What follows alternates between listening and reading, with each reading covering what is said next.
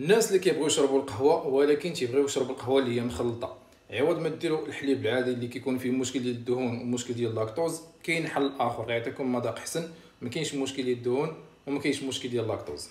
القهوه كحله، شويه ديال حليب اللوز.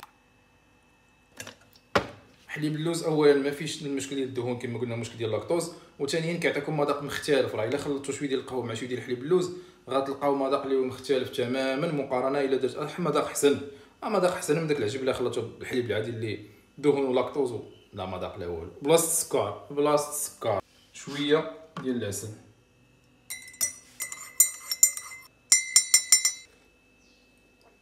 بصراحه مختلفه.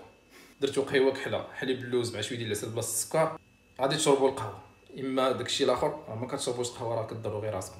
نتمنى هاد لاصوص هادي تكون فاتكم. انا اكثر هي كنشربها كحله، ولكن قلت نبارطاجي معكم هاد لاصوص هادي باش تعرفوا بان الحل راه كاين. جربوها وردوا عليا الاخبار. هذا ما كان، تهلاو في راسكم، بصحتكم.